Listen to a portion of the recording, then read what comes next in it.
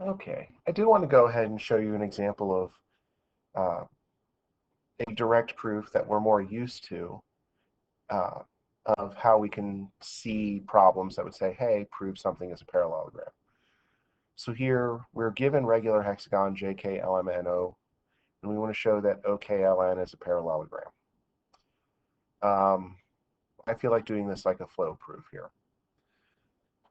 So we always start with our given, which is that JKLMNO is a regular hexagon. And that's given. Now to show it's a parallelogram, I kind of want to pick one of my reasons and work backwards to see, can I figure out the stuff I need for that? So if I think of the definition of a parallelogram, starting with a regular hexagon, would I be able to show that I have two pairs of parallel sides? And I can't really think of an easy way of doing that. So that's not looking like a good way. So then I could go with, okay, well, what about both pairs of opposite sides being congruent? I'm like, well, because it's a regular hexagon, I do know all of the sides of the hexagon are congruent.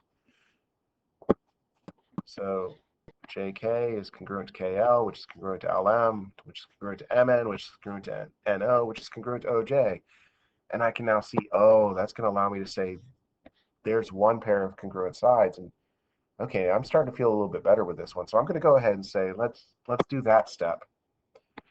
So JK is congruent to KL, which is congruent to LM, which is congruent to MN, which is congruent to NO, which is congruent to OJ. And that's actually just part of the definition of a regular hexagon. Because remember, regular means equilateral and equiangular. In other words, all of my sides are congruent and all of my angles are congruent.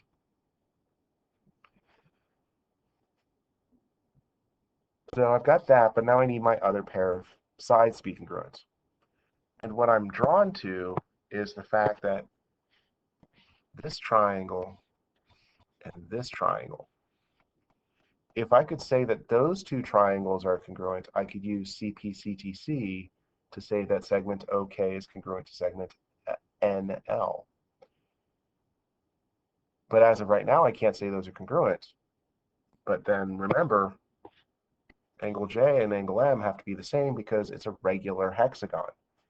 So also using the definition of a regular hexagon,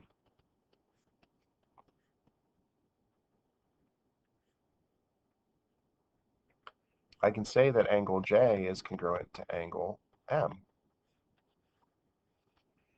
And then because OJ is congruent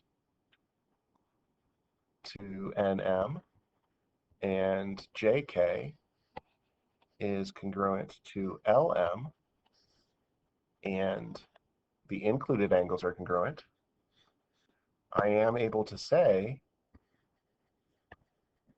that triangle OJK is congruent to triangle NML by side angle side, which then allows me to say that segment OK is congruent to segment NL because they are corresponding parts of congruent triangles and have to be congruent. So I can mark that on my picture. And now, whoops, this arrow, forgot that arrow there. And now I can say, because ON is congruent to KL, so the ON and the KL part, and OK is congruent to NL, I can say that OKLN is a parallelogram